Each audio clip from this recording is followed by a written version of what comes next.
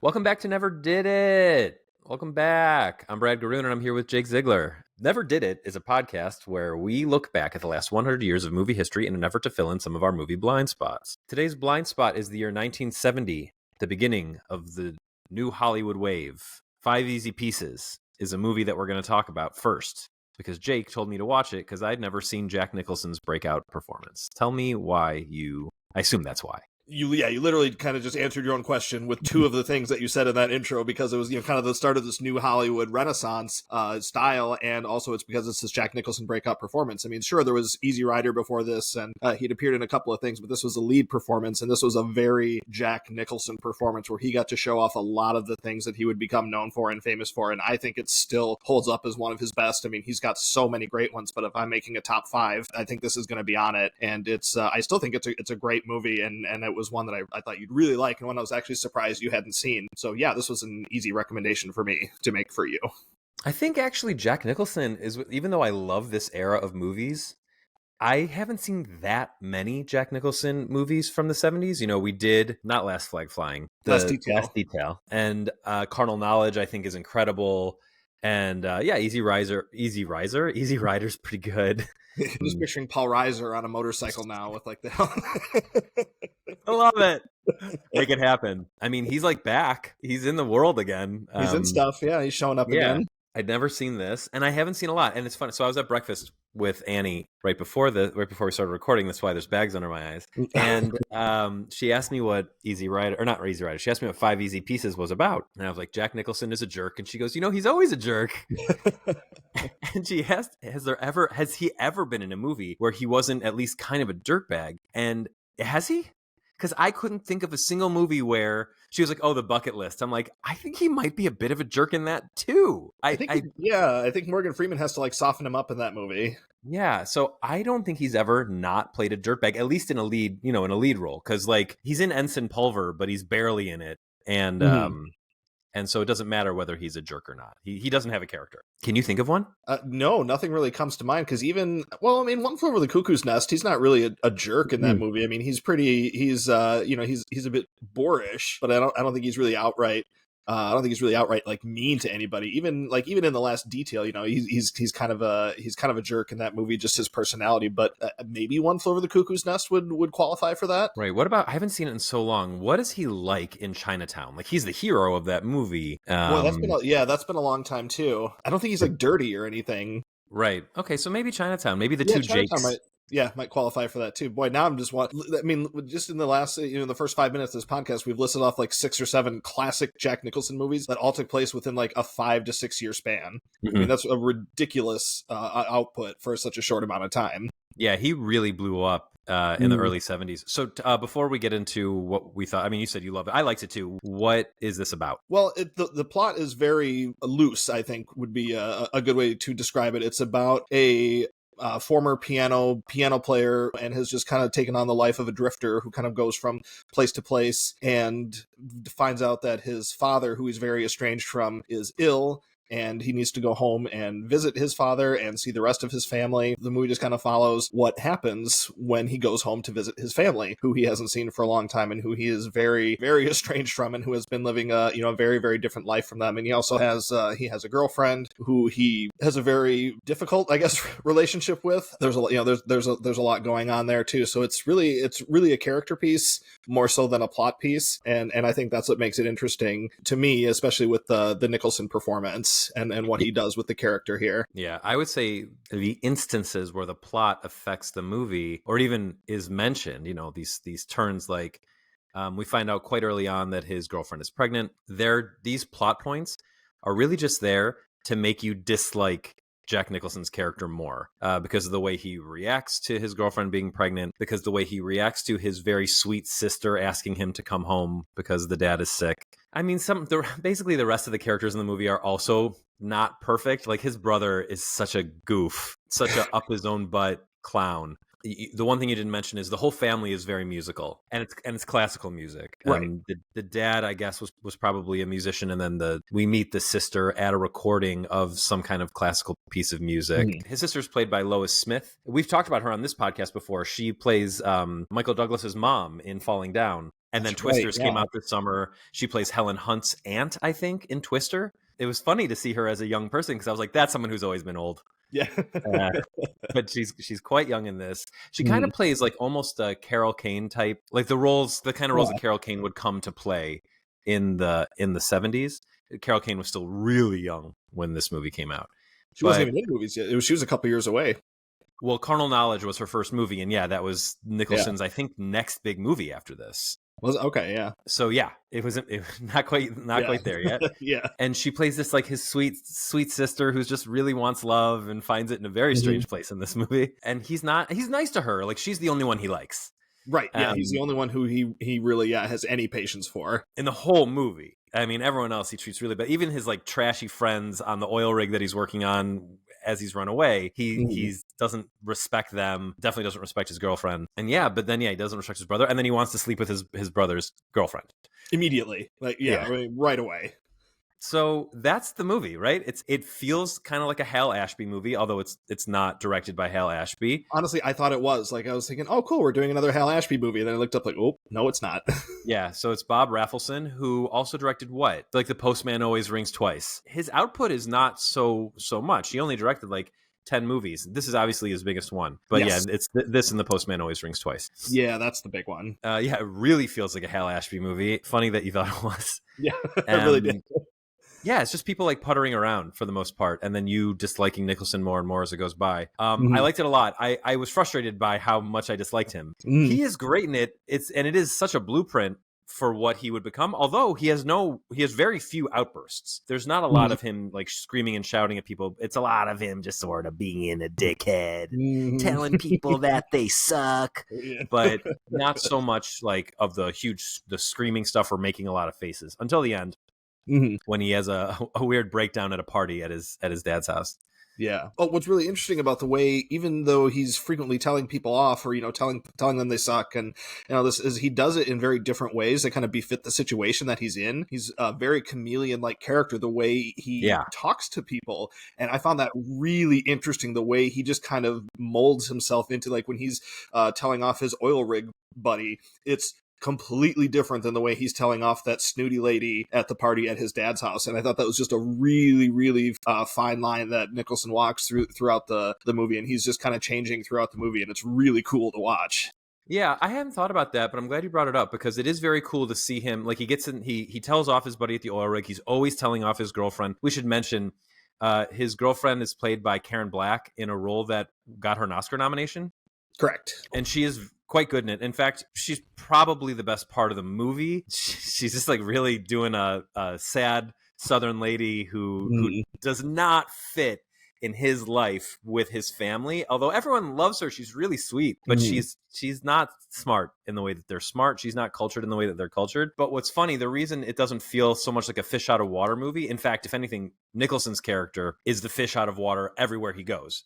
Because he is always, like you were saying, he's always in contrast to the people that he's with. So when he's with his buddy, it's like he's superior to his friends. When he's with that snooty old lady, he's like, you're all holier than thou. No one likes people like you. And really, that woman is awful. This random woman at a party. Oh, yeah. It's a very funny scene that felt right out of The Holdovers, which is a big homage to Hal Ashby movies. Yeah, but it's cool how he's like that contrast is very neat. Sally Struthers is in this movie. Yes. As a woman that early on Jack Nicholson cheats on his girlfriend with. And first off, I was like shocked. I didn't know that she had a movie career at all. This is before All in the Family. So this is really a before she was famous situation. And I read that Rafelson convinced her to be naked in the movie by telling her that they wouldn't actually show any of her private parts, and that when she's shown nude in the movie, she felt very betrayed. And I assume it's true. Why would she go ahead and say it if not the case? Right. What does she have to gain?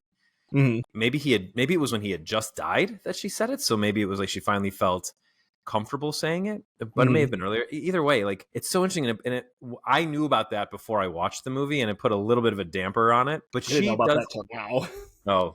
she does something that's very cool, and I'm pretty sure was improvised.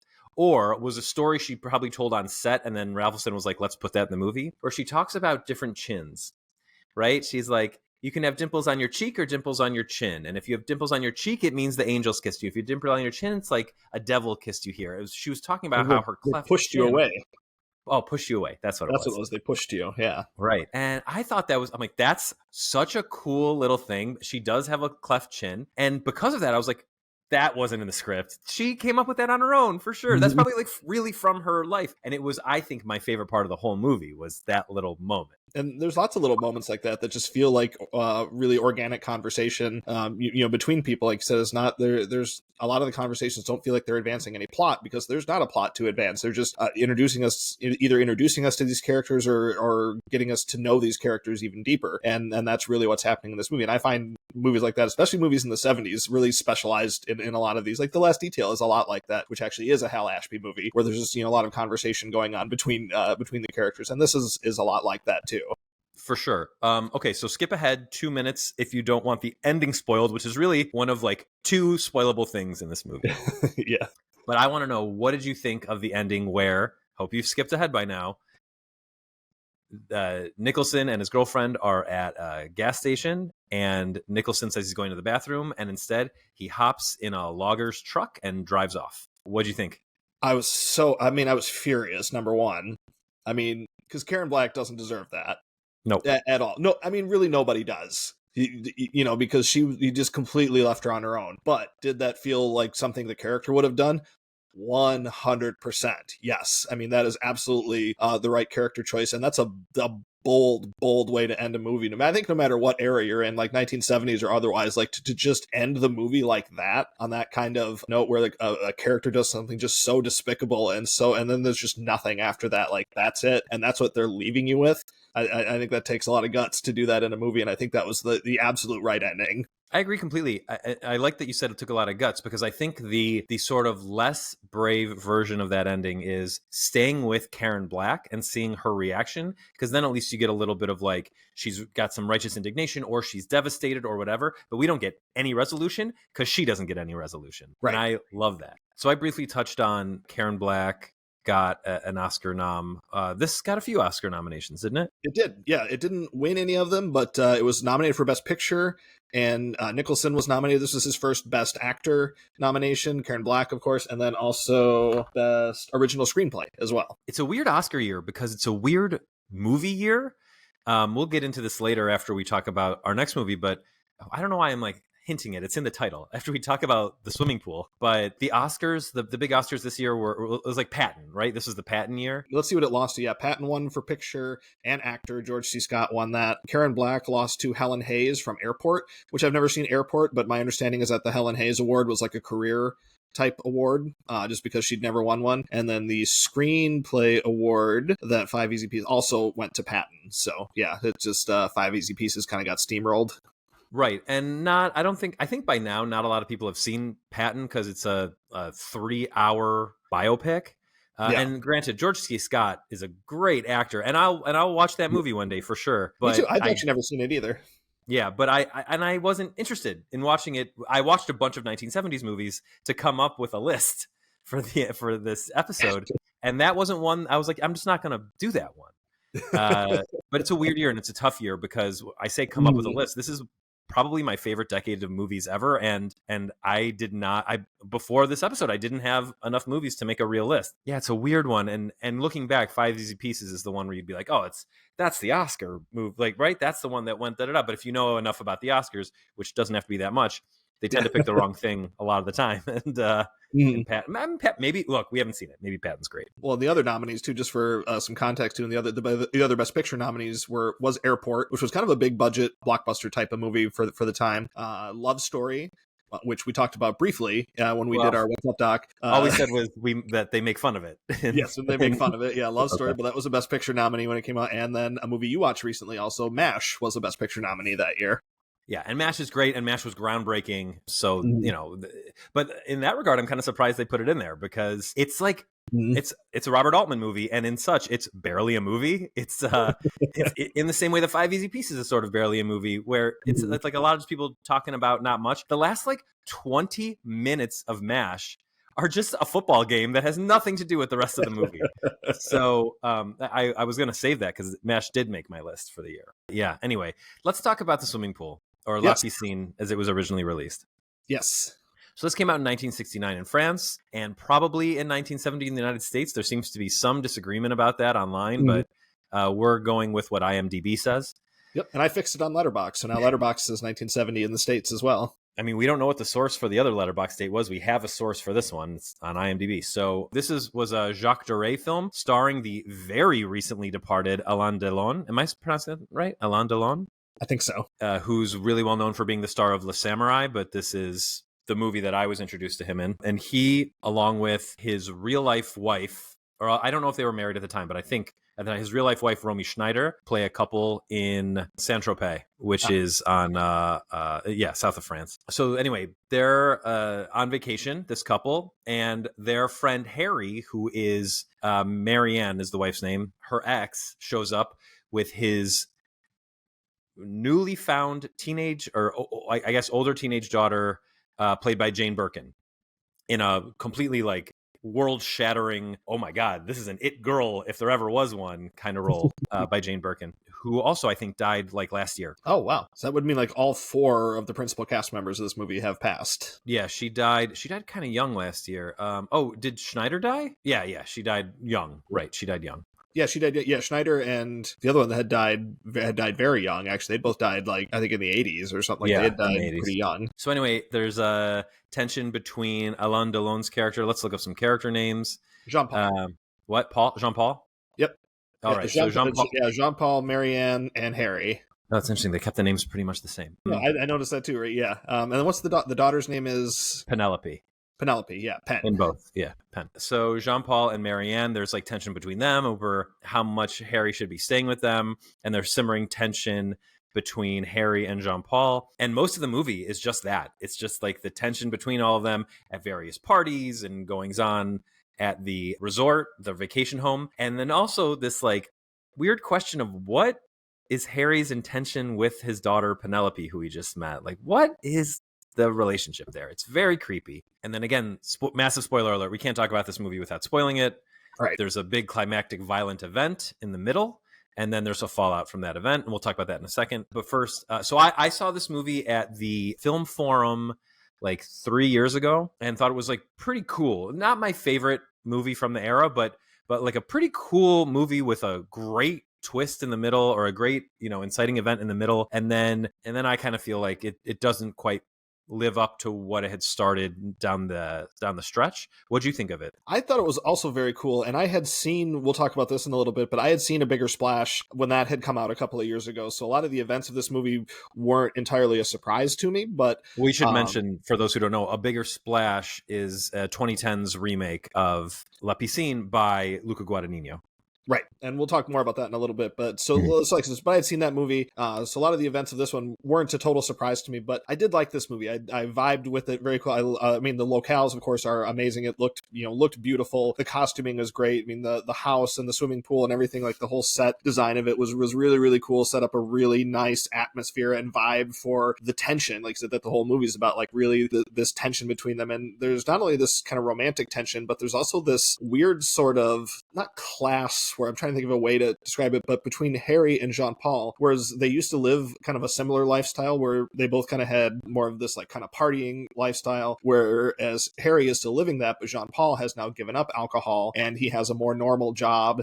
And he's just kind of living a more basic, I guess, boring life. And for some reason, that really pisses Harry off. Like that like really bothers him. And he kind of needles him about them. That's just like another sort of source of tension between them, beyond the romantic tension of Harry wanting to get back with his ex, who is now with Jean-Paul. So there's a lot of little things going on between them that I found, just kind of very, very intriguing to kind of see how they would end up building to the climactic event that we've mentioned. Yeah, that stuff was great. I actually thought that Marianne in the original Schneider, I thought that her character, for me, it was hard to understand what she was feeling at any given point. So when Jean-Paul starts spending more time with Penelope, I was like, of course he would.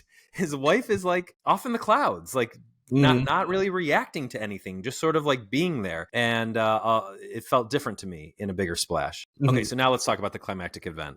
So after a party one night, Jean Paul, who doesn't drink, is wasted because he's had such a difficult time dealing with all this, and he may or may not at this point have slept with Penelope. And Harry comes home and gets in the water and is like you said, needling him about everything. Oh, and he's And drunk. very Harry's been out oh, partying, so he's very drunk also. right. Otherwise, the way that this goes down doesn't make sense. Right. Because Jean Paul and I thought this was amazing, like very quietly and without much drama at all, doesn't let Harry get to the side of the pool. He keeps kicking him away from it and then eventually holds his head down under the water and Harry drowns. And then the rest of the movie is the investigation into Harry's death, which is handled in an emotionally interesting way in La Piscine, with Jean Paul kind of becoming a baby and not in the like making fun, like quite literally a child in the way that he, needs Marianne now, even though it seemed like maybe he was doing something on his own in murdering Harry. I thought that was all really interesting. And that scene, the scene where he does it is one of the coldest murder scenes, because I mean, it's not like he just, it's like one mistake.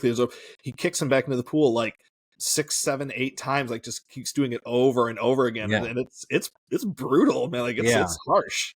Like when I was watching that in the theater, I kept thinking, he'll let him up. Like eventually he'll let him up. And then I was like, that's not what this movie is about this. Yeah. So yeah, it's wild. I thought it was really well done. It's so cold and like, it makes you so uncomfortable because it happens so slowly. And Harry like never really realizes what's happening to him, which is kind of the scariest part. Mm-hmm. Yeah, I loved it. And should we use this as a way to transition into A Bigger Splash? Yeah, I think we could do that. So I watched I'd never seen it before. I know it's one of your faves. I did not like how they did it in A Bigger Splash. I agree. Oh, great. Having seen the two now, having to compare them, I was like, nope, I don't like this as much. Yeah, so it's much more of like a fight in A Bigger Splash. It's the same setup. Now he's just Paul in A Bigger Splash. He's been drinking. And we should real quick go over the way they changed the cast. So Ray Fiennes plays Harry, and he's the best part of the remake. By a million miles. Yeah, playing the hell out of it. The guy who Paul is this guy Matthias Schoenaerts, and I'm probably pronouncing his last name wrong. So I imagine this was your introduction to him. Yep. So I earlier this year watched the Kate Winslet miniseries The Regime, and Schoenaerts played a lead role in that. And it's a very complicated role, and it's totally different than this. His head is shaved. He plays like a real big, brutish soldier. It could not be more different than like the meek and sober Paul. So it was cool to see him do something so different in this.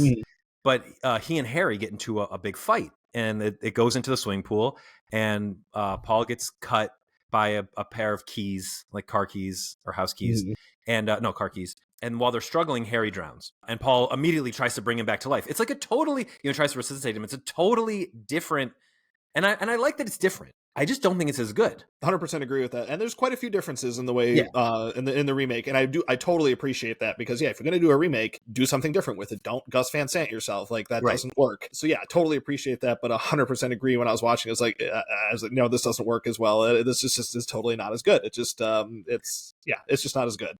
Right. And in the exact same way that I feel that La Piscine doesn't handle the investigation as interestingly, like maybe Harry leaving the movie just takes all the wind out of the movie. The same thing happens in A Bigger Splash, where I just thought everything that happened after the I think Paul becomes like a non-character after Harry dies. Tilda Swinton plays the Schneider part, the Marianne part, and now she's she's like a big rock star. I think she's a musician in the original, but right? A musician, singer, or something like that. Yeah. Right, but we know that she's a big rock star in A Bigger Splash because, unlike the original, A Bigger Splash has flashbacks. And I also didn't love the flashbacks. I actually liked the flashbacks. I thought those were kind of a cool addition, just to kind of flesh out the characters a little bit, and especially with her not having her voice. I thought that was kind of a cool So that's interesting. The parts I liked were the parts in the arena where they show her in front of a big crowd with her David Bowie makeup. I think she's supposed to be more like Joan Jett. But I actually went on Google. I'm like, what older female star can draw like this? And it was like Joan Jett and Madonna. I'm like, well, she's not Madonna. Okay, she's Joan Jett. Right, so that's the other difference. She has just had surgery on her larynx, and she can't speak throughout the movie. And then she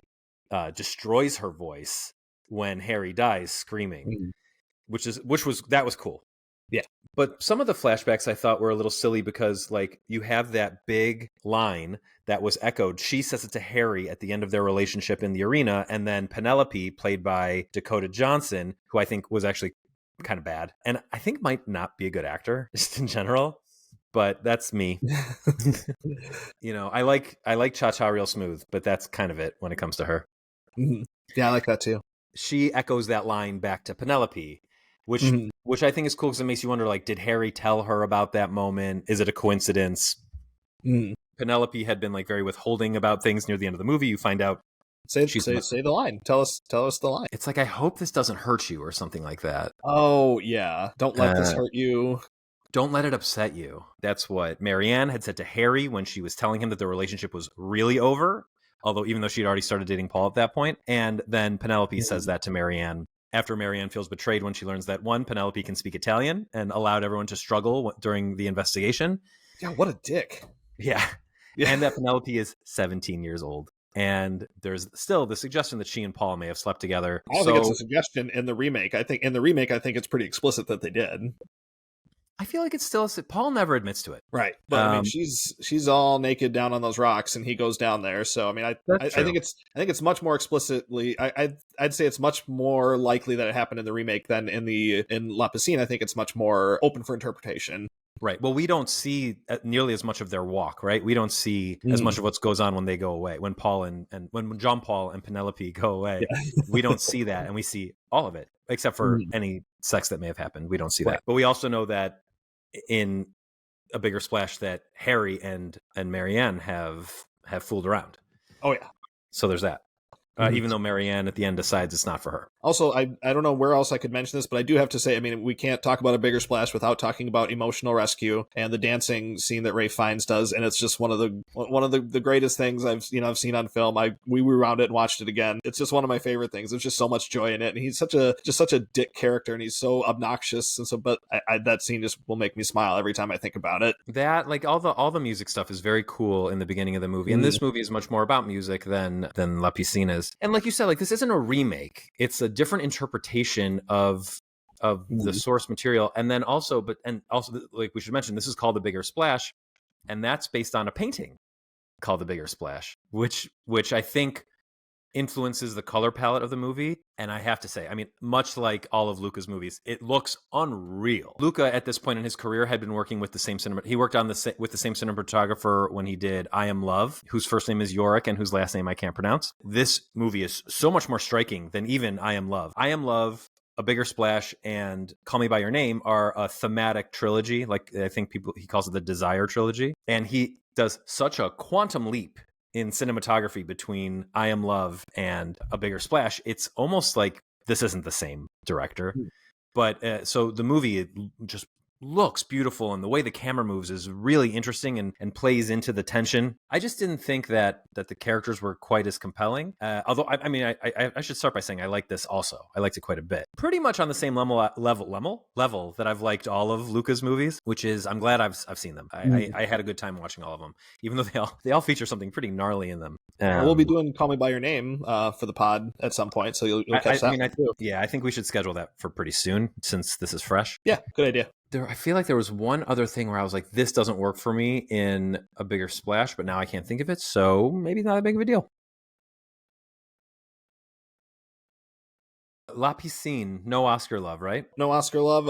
It's not even selected by National Film Well, it's not an American movie, so there's like on the IMDb awards page, there's like nothing listed, which I was surprised by. Not even any, like, international or European recognitions or anything like that. I wonder if more people will start to see it now that Delon has passed away and Birkin. Yeah, now that they've both passed away, I wonder if, like, maybe it'll catch more eyes now. I mean, I figure if it didn't when A Bigger Splash came out, I didn't hear about it. Right. Well, and even me, I watched A Bigger Splash when that came out, just because of Ralph Fiennes and whatever else, but I didn't watch La Piscine.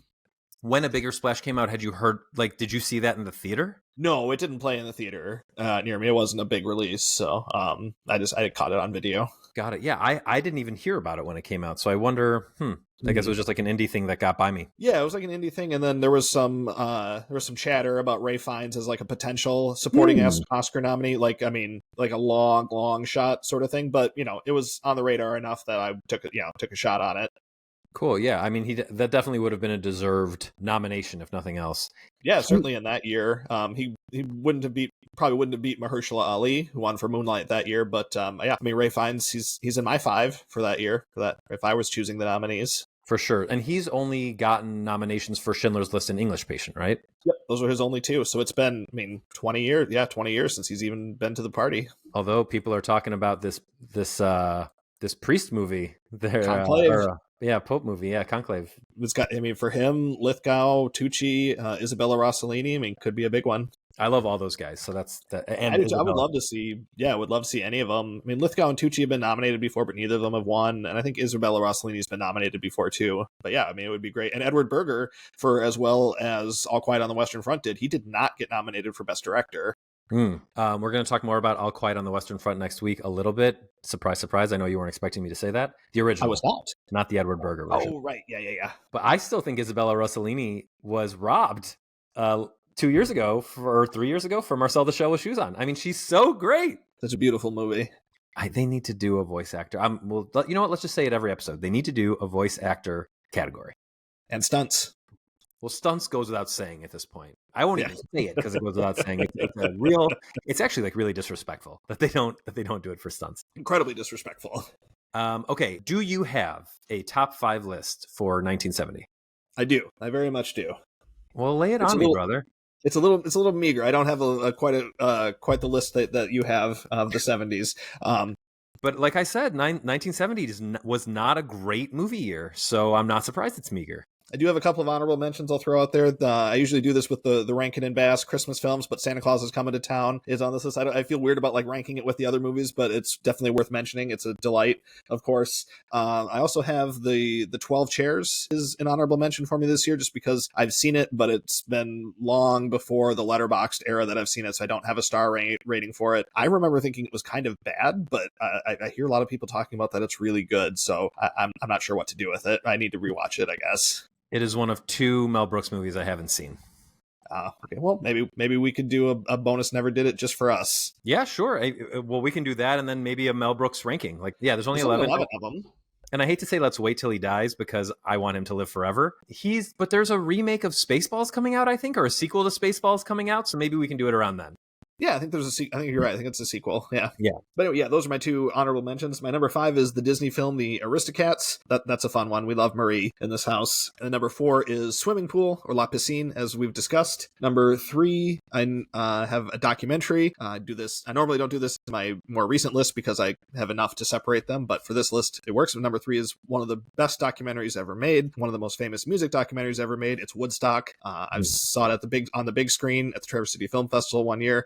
Just an awesome experience, and it's just a really incredible documentary and one of the most famous pop culture events, music events ever. If you've never seen it, certainly worth watching once. My number 2 is The Phantom Toll Booth. Just a wonderful movie. One of my favorite books ever. The movie is great too. And then my number 1 is 5 Easy Pieces. So not surprisingly, because it is, as you said, a meager year, or you called it a meager list. I'm going to call it a meager year. There is overlap on our lists. My number 5 is The Aristocats. I like this movie. It's funny. This used to be on my list of movies I started but never finished because I was so bored by the first 20 minutes. But when I went and did my full Disney Animated Studio rewatch, I sat through it. I'm like, oh, this is pretty fun. This is a pretty fun movie. It's also the most racist Disney movie of all time. There is a cat that plays piano with chopsticks and is an Asian cat. If you think that the Siamese cats thing in Lady and the Tramp is bad, you ain't seen nothing. It's worse. It's way worse than The Aristocats. Yeah. My number 4 is El Topo. So we did our big Dune podcast and we talked about Jodorowsky's Dune. Jodorowsky's breakout movie was something called El Topo, which is, I guess it's a Western in that the guy wears a cowboy hat, but it's an acid trip. It's one of the weirdest movies I've ever seen. The plot doesn't hold together. It's very strange, but it's worth checking out. It's an interesting movie. I plopped down $4 to watch it. It wasn't streaming anywhere, and I was like, screw it, I gotta see this thing. People love The Holy Mountain, which is his biggest movie. I'm curious to watch that, but now a little bit nervous after being like, is it just gonna be like a longer version of El Topo? My number 3 is MASH. I talked about that earlier in this episode. For those who are just listening to the top 10 or the top 5, just to the ranking part of the episode, which some people do. This is Alan Arkin's not Alan Arkin. Oh my God. Alan Arkin is in the television show. Also, it's Alan Alda. I'm all over the place. I told you it's this early for me. I was up late. Sorry. This is Robert Altman's Vietnam War movie, starring Donald Sutherland as a surgeon who couldn't give a damn less. Mm-hmm. And I think this is probably my favorite Donald Sutherland performance in any movie. He's so good in this. But like I said, the reason it's on higher is the last 20 minutes are a football game, and it's stupid and it's boring. But everything leading up to that last 20 minutes is really fun. It's also like a crazy misogynist movie, but it's good. My number 2 is 5 Easy Pieces, which we talked about on this podcast a lot. Yeah, I think it's great. I think it's the second best movie of 1970. And I'm really happy that it was such a big part of ushering in this era that I love so much. And like you, I also love A Phantom Tollbooth. It's my favorite movie of 1970. It's one of my favorite movies of all time. It's one of the best animated movies ever made. Some of it's not animated, but come on. I mean, the vast majority of it is. Mm. It just has such an interesting way of talking about childhood boredom. I'd be so curious to see someone tackle this in like the iPad era of being a kid. I don't know if they'd be able to do it it'd be very hard to tackle it in a way or as expertly as Chuck Jones did. Now, Chuck Jones is well known for being one of the, pioneers behind the Looney Tunes, but his non-Looney Tunes stuff is the stuff that like got him Oscars, right? For I think he's won the animated short Oscar at least twice. Yeah, I think a couple of times. He's a genius, and this movie is genius, and it's based on a genius book. Norton Juster. No, and he lived to be... Oh, he just died recently. Oh, damn. Well, that's a shame. Well, it's not a shame. He was in his 90s. Yeah, just wonderful. I love The Phantom Tollbooth. Everyone should watch it. It was on... I actually watched it really recently because it was... I mean, I've seen it throughout my childhood. It was one of my favorite movies as a kid. But I watched it recently because it was on Netflix, and it held up completely. So that'll do it for 1970. We'll be back next week with a look at 1938, which before I got into it, I thought might have been a meager year for movies, but actually has some bangers in it.